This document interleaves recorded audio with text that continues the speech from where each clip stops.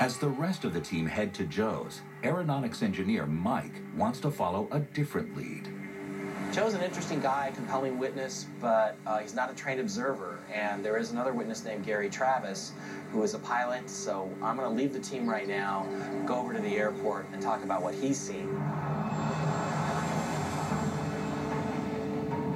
Gary Travis says he's seen the same lights as Joe, but from the air. Now, what I want to do is understand why a trained pilot thinks that these lights are UFOs.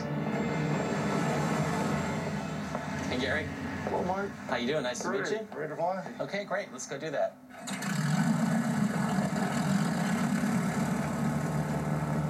So how many years you been flying, Gary? Well, 38 years. 38 years. You've seen a few things in the sky, I would imagine. Oh, yeah, I've been watching the sky for a long time.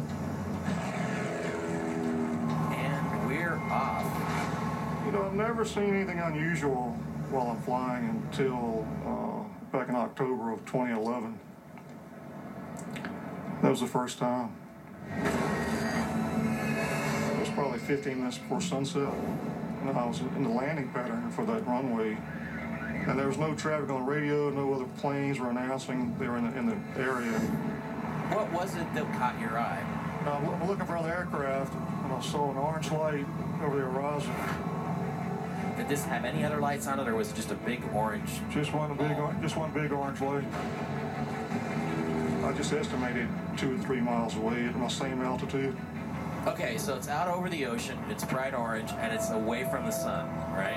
And I didn't look at my instruments, so I just flew straight toward it to get a closer look. And you read some stories about people seeing UFOs and their cars stop. I thought, it wouldn't be good for my engine to quit right now. You know, I didn't want to have to take a swim. I flew toward the light for about 45 seconds. You knew immediately that there was something different about this. It was very unusual. I'm always looking for other aircraft.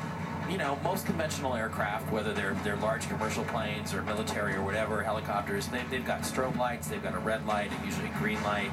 It was definitely not an aircraft. Okay, and how long would you say you observed it for? I'd say 1 minute.